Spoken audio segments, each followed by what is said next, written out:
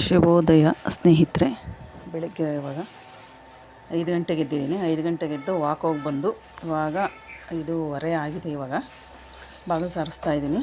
ಇವತ್ತು ಅಮಾವಾಸ್ಯೆ ಅಲ್ವಾ, ನೀವು ಅಮಾವಾಸ್ಯೆ ಮಾಡ್ತೀರಾ ತಿಳಿಸಿ ನನಗೆ.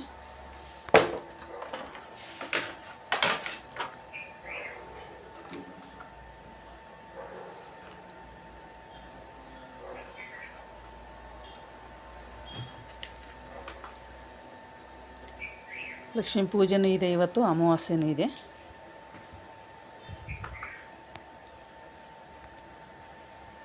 ಶುಕ್ರವಾರ ಅಮಾವಾಸ್ಯೆ ಬಂದಿರೋದ್ರಿಂದ ಒಳ್ಳೆಯದು ಇವತ್ತು ಅಮಾವಾಸ್ಯೆ.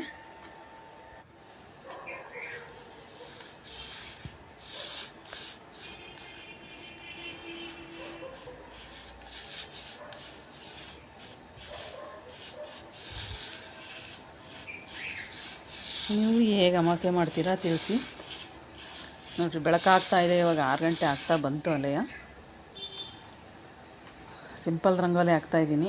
ಟೈಮ್ ಆಗಿದೆ. ಇವತ್ತು ವಾಕ್ ಹೋಗಿ ಬಂದಲ್ಲ, ಟೈಮ್ ಆಗಿಬಿಡ್ತು.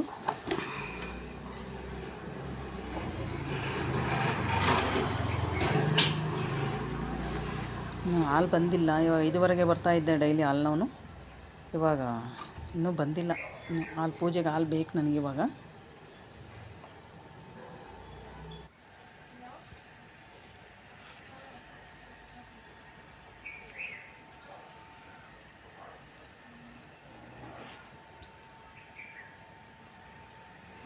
ಅಮಾವಾಸ್ಯೆ ಅಂದರೆ ಬಾಗಿಲು ಪೂಜೆ ಮಾಡೋದೇ ಶ್ರೇಷ್ಠ. ನಮ್ಮದು ದೀಪ ಹಚ್ಚಿಟ್ಬಿಟ್ಟು ಗಣಪತಿ ಮಾಡಿ ಪೂಜೆ ಮಾಡ್ತೀವಿ. ಈಗ ಅಡುಗೆ ಮನೆಗೆ ಬಂದೆ, ಕಿಟಕಿ ಎಲ್ಲ ಓಪನ್ ಮಾಡ್ತಾಯಿದ್ದೀನಿ.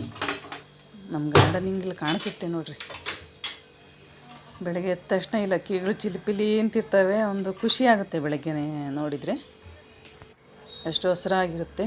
ಈಗ ನೀರು ಕಾಯಕ್ಕಿಟ್ಟಿದ್ದೀನಿ, ಬಿಸಿನೀರು ಕುಡಿತೀನಿ ಬೆಳಗ್ಗೆನೆ. ತುಳಸಿ ಎಲೆ ಹಾಕಿ ಕುದಿಸ್ಬಿಟ್ಟು ಕುಡಿತೀನಿ. ಅದನ್ನು ಸೋಸಿ ಕೆಮ್ಮು ಶೀತ ಏನೂ ಆಗಲ್ಲ.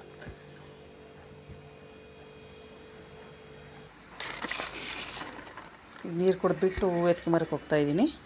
ನಮ್ಮ ಗಾರ್ಡನಿಂಗ್ ಇದು, ಪುಟ್ಟ ಗಾರ್ಡನಿಂಗು. ಹೂವು ಅಂದರೆ ತುಂಬ ಇಷ್ಟ ನನಗೆ. ಆದರೆ ಅಂಗಡಿಗೆ ಹೋಗ್ತೀನಲ್ಲ, ಟೈಮ್ ಆಗೋಲ್ಲ ಗಿಡಗಳೆಲ್ಲ ಬೆಳೆಯೋಕ್ಕೆ. ಏನೋ ಸ್ವಲ್ಪ ಹಾಕೊಂಡಿದ್ದೀನಿ. ಹುಲ್ಲೆಲ್ಲ ತೆಗ್ಸೋ ಕೆಲಸದವ್ರು ಸಿಗ್ತಿಲ್ಲ ಹುಲ್ಲು ತೆಗ್ಸ್ಲಿಕ್ಕೆ.